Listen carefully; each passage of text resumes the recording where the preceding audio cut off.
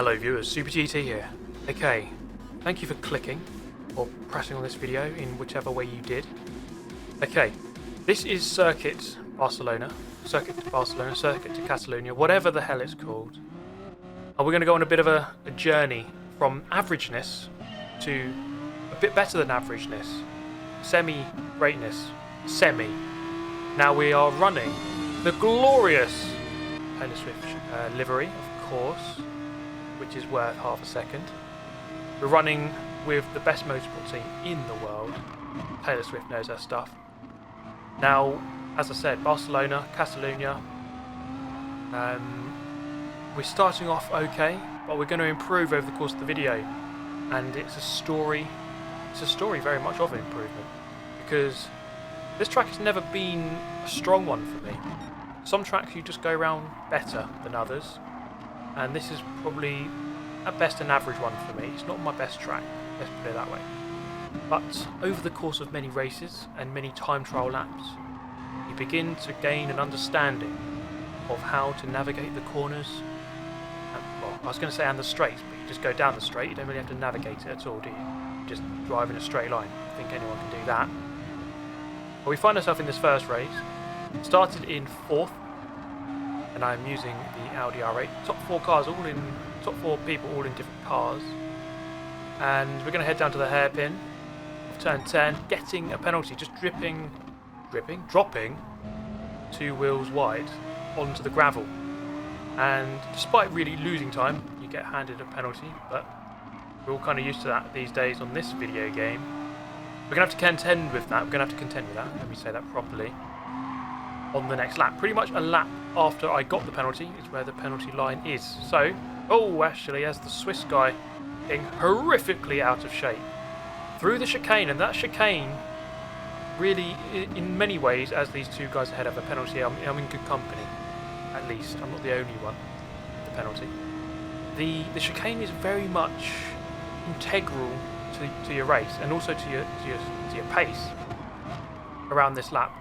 You can get the whole track right, and then you come up to that chicane right at the end, and it's make or break. It can really ruin your lap, and it can also get you away from people behind if you take it well onto the main straight, which around here is pretty much it's the main overtaking opportunity, shall we say. Okay, lap 2, serving the penalty, just dropping half a second, and then the Swiss guy goes back through. Alright, so we're back to where we started, back in 4th. So we've got all the work to do once again. We're in the slipstream, and we're going to try to go for a move. First and second are going side by side here. They're fighting. There's still a vague chance of catching back up to 1 and 2 in the race. We are 4th, looking at 3rd, but never count out the possibility of catching up. Oh, jeez. He was like 90 degrees sideways then for a split second. Not sure how he recovered that. Seems the Swiss Ken Block is behind the wheel of that Honda NSX. Into the slipstream now. Right, is he going to defend this one? Yes, he is. Over to the right-hand side. Into a right-hander, move to the right. That's the way to defend. I have to go left.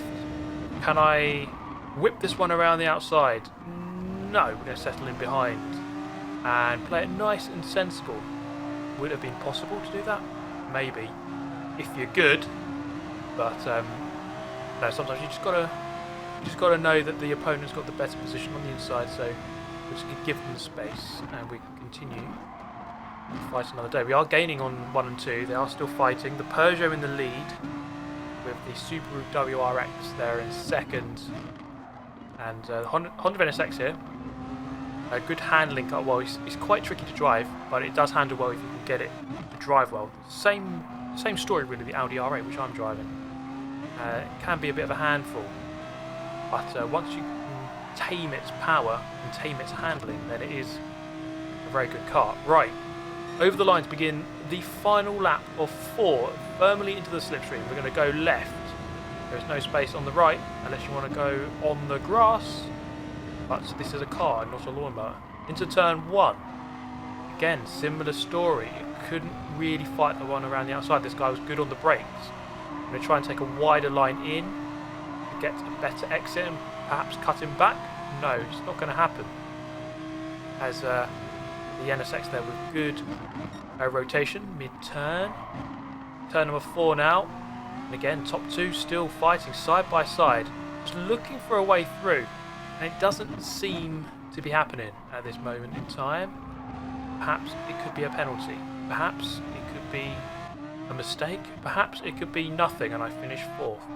Those are most of the possibilities. Oh, there is a penalty. Who's that for? The guy in 2nd place. So he's got a 0.5. That means it's going to be rounded up to 1 second on the line. So I have a challenge here. Just try and get within 1 second of 2nd place. And then I'll gain a position. So forget about trying to overtake 3rd. It's just trying to get this last sector done as quickly as possible. It's very close. I don't think I'll be close enough. Launching the chicane. Almost losing control. And that wasn't a very good exit actually. You see how much time you lose. Probably about 4 or 5 car lengths in fact. And across the line. Just dropped off, unfortunately. It wasn't a good final lap. I was about a quarter of a second away from getting that 3rd place. But we go again. And this time, those better players who started in front of me, they didn't want to set up to this one. So I had free run from pole position. Tried to do the business for Taylor Swift. She wasn't happy. She got on the phone to me after that race. She was blaring down, really shouting at me. She was not impressed with the 4th. So I've got to impress the boss and do the business, get those results. So now, from pole position, how we make Miss Swift happy and bring home the bacon. That is the idea. So through sector 1, things looking good. And this is where your time trial practice really helps. Just nail those braking points, nail those apexes, nail those acceleration points, nail those gear changes, and you're fine for the most part. And at the end of lap 1, I managed to just secure an 8/10 gap, which was enough to get out of the slipstream. By the end of the race, you see there the gap, 3.5 seconds. It was a comfortable win.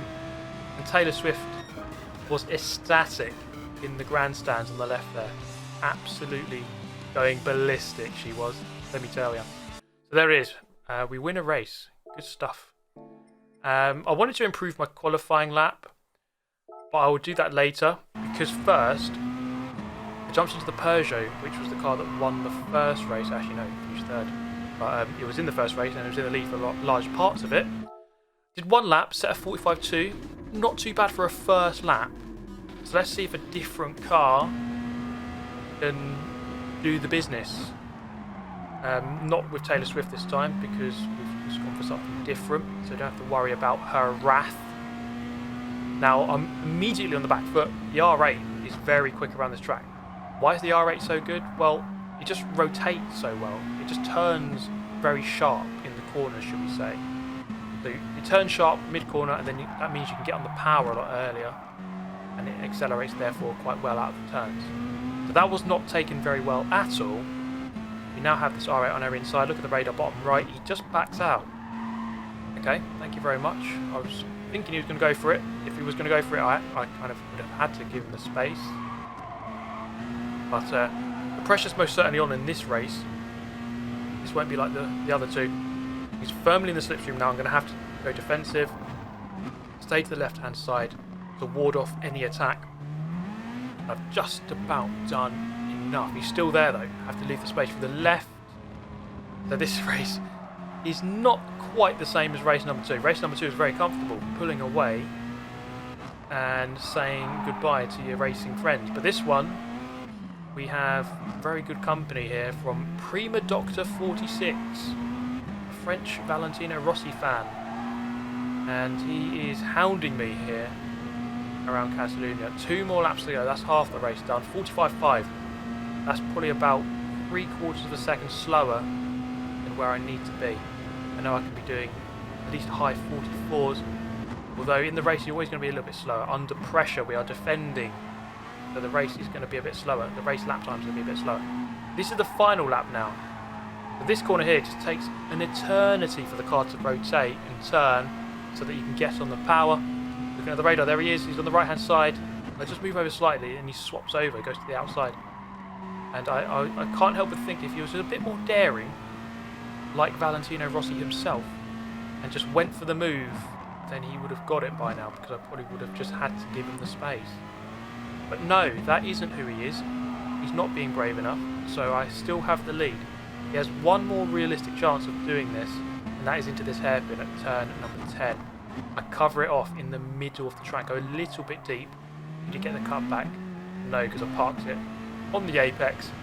At the end of the race, it's going to be a win, hanging on by a thread, but a win is a win, as they say. So first place. Now I wanted to head over to America as Mr. Scott Speed.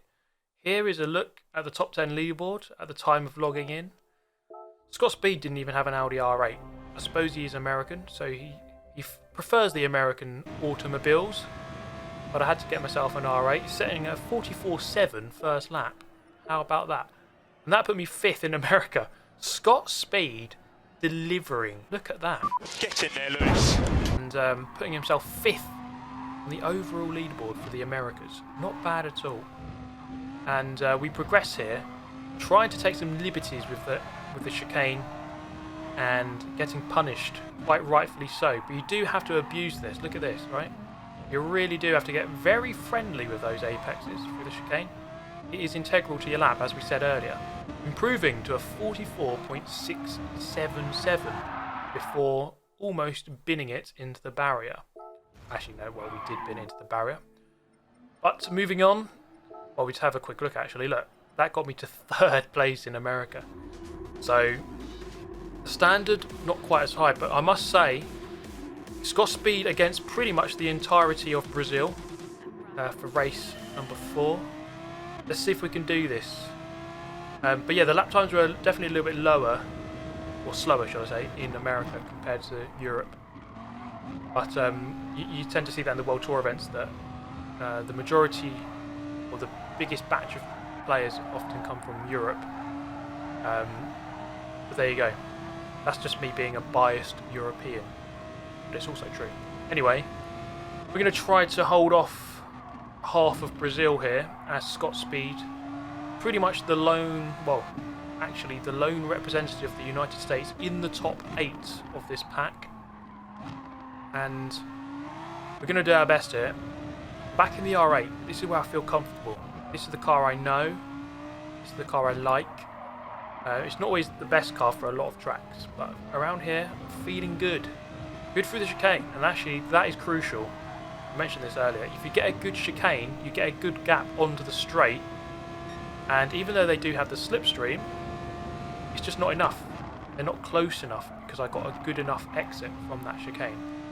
So that is why the chicane is so important in the race, because it gives you a gap so you can't get overtaken.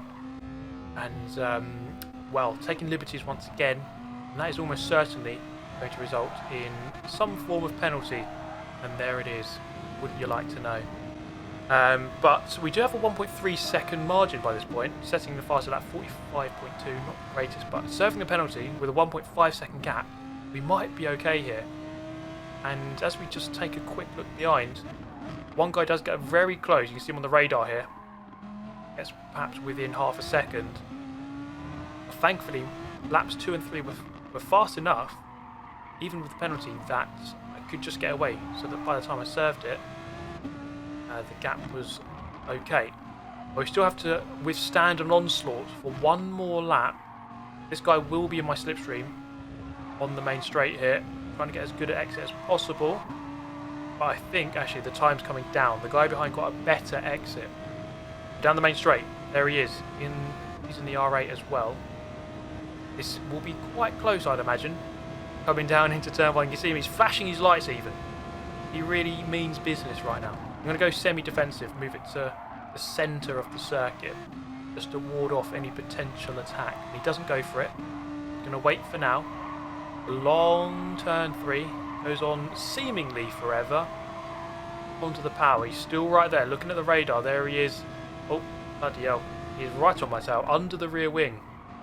He goes to the left-hand side, the outside. And you have to be wary of a cutback. If you get that line wrong. It's on the right-hand side. Actually goes for a nice little switch back there. Puts himself on the inside. See on the radar. Just try to run him narrow. And he can't quite get on the power as early as he'd like.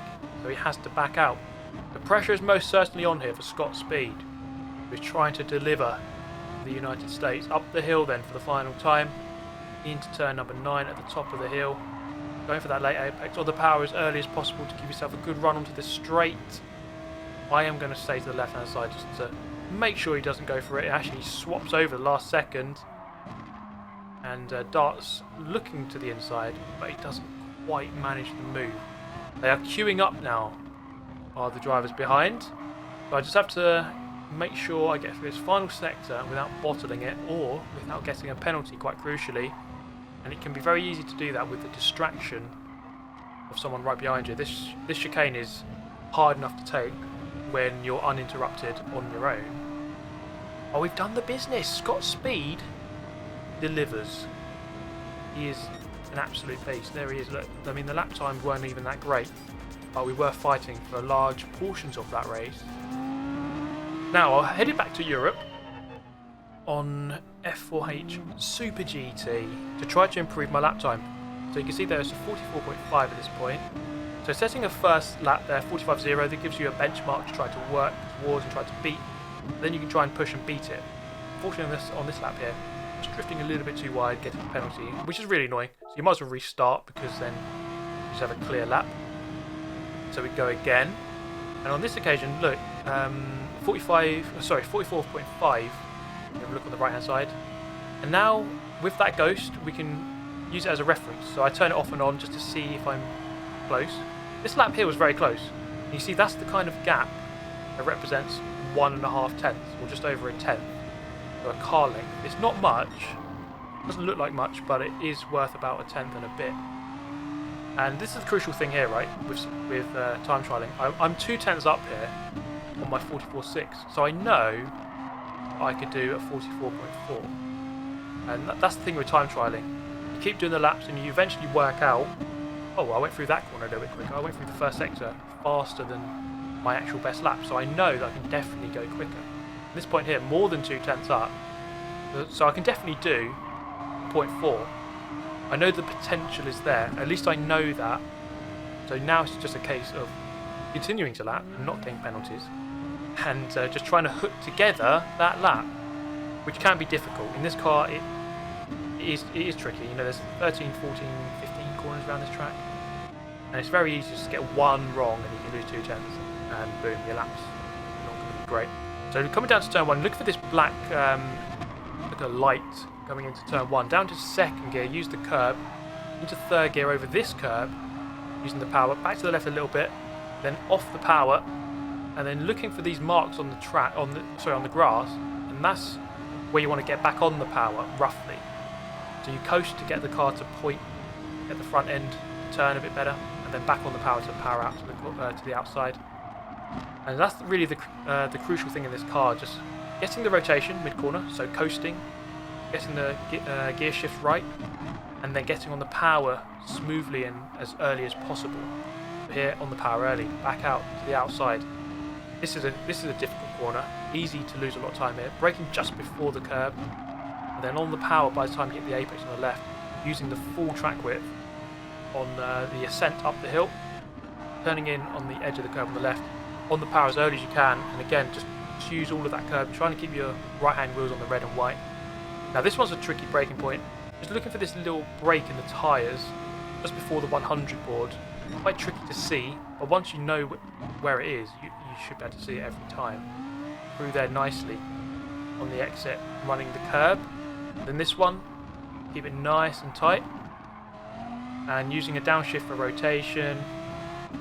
Final sector now, just a couple of corners left, and this is where your lap can get completely ruined. Braking just before the gantry, first gear, abuse that, up to second. The car's more stable in second, not that it looks stable, but I was on the power very early.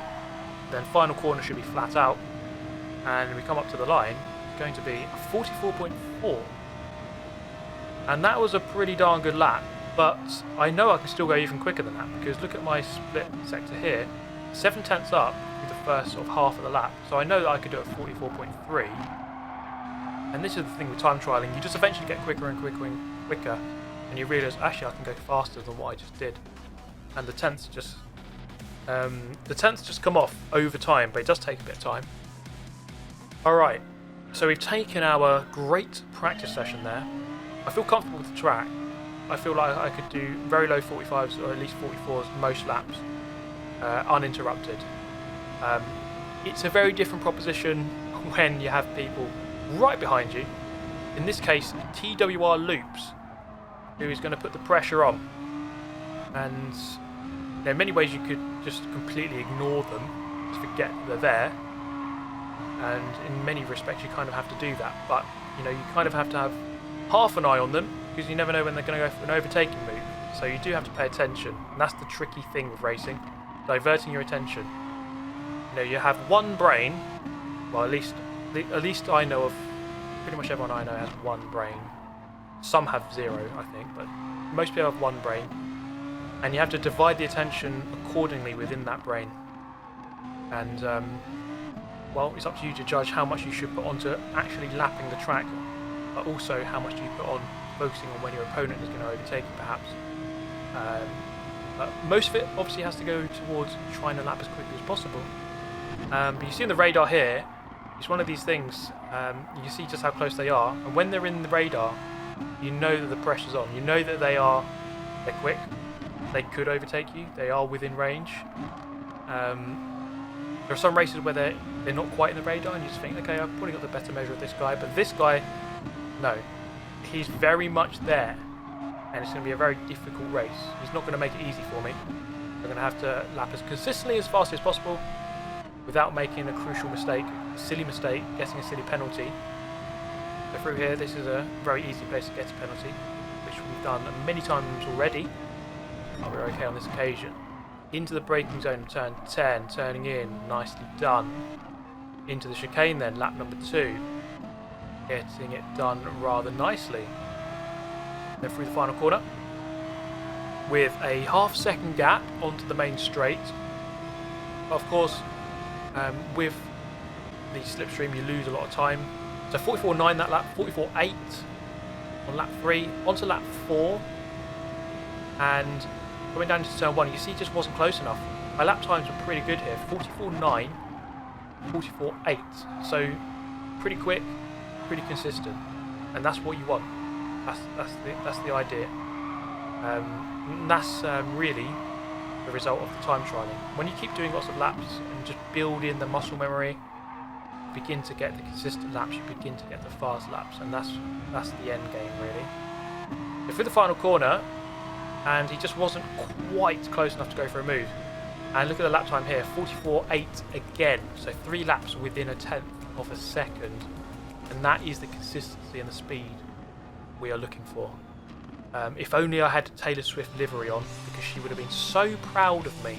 She would have been so proud. She probably would have written a song about me on her next album. But Loops went back and set a quicker time in the 7 or 8 minutes you have between the races. So this guy's quick. He went and set that time very quickly. So now this is roles reversed. I'm the one behind. I have to try to get past him. And this is a very much different equation, because when you're at the front, you have a clear view of the track, you have a clear view of your braking points, and you don't have slipstream. And the slipstream can actually affect your braking points. Well, it will affect your braking points. You have to brake a little bit earlier. And if you're right behind them, you can't afford to brake on the limit. You have to brake a tiny bit earlier just to make sure you don't go into the back of them. So there are pitfalls with being just behind. And the main pitfall of being behind is, well, you're not meant to be behind, you're meant to be in front. That's the idea of motorsport. For those of you who haven't worked that one out yet. We're going to try and do our best to not be behind and be in front. Looking at this move here, right, and I must say that he takes the chicane really well, considering I put myself in a very attacking position. It looked like I was possibly going to go for that move. He surely would have seen that I was there, but then he just nailed the chicane, so fair play to him. Took it absolutely perfectly, and did so under quite a lot of pressure and quite a lot of distraction. So obviously he's dividing up his brain capacity very well, is this TWR Loops. I'm going to go again though, try to rattle him in some ways, but he's just driving perfectly. This guy was, you see there, look, just drives away by a car length or two, just nailed that corner. Isn't really succumbing to the pressure at all. and is driving very, very well. So this lap, not the best, not ideal. I'm going to try and get a nice final sector to try to reel him back in and give us a chance into turn number 1. Actually, that's not a good exit. And just losing maybe half a car length through that one. We need to get as close as possible to this final sector to give us a vague chance of possibly going for a move into turn 1. That's the idea. That's what our short-term objective is right now. Taking the chicane, back into second gear for the second apex, and he's flying through there. Coming out of here with a half-second gap, and judging from my experience and knowledge, that isn't enough. As you can see, I catch up for sure by a couple of tenths, but you need to be 3 tenths behind really, going onto the straight, not 5, and then you might have a chance. Okay, lap number 3, and just coming up the hill here, he's going to get himself a half-second penalty. That must have been millimeters, I'm going to say again, it must have been a pixel. He was out by 1 pixel there, ladies and gents, but that's enough. So all I need to do now is stay in the hunt, just stay right on him, so that when he does serve that penalty, I can go past him.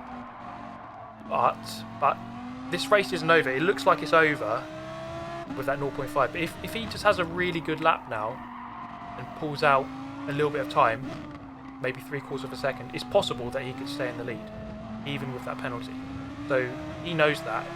He's still going to race very hard, and I just need to do everything I can to stay right with him. And the best thing I can do is try to actually overtake him, which I am going to do, and he understands the importance of that because he defends fully to the right hand side. I'm going to try it around the outside, but it's just not an easy move unless you have a different car, a better car, or better tyres, which we don't. I have exactly the same car and tyres as him, so it's an even game through that one, so I'm going to have to let him go. And now it's just a case of perhaps finding another place to go past him, or just waiting and just staying as close as possible. That is what I'm going to try right now. And just try to hook up this lap best we can.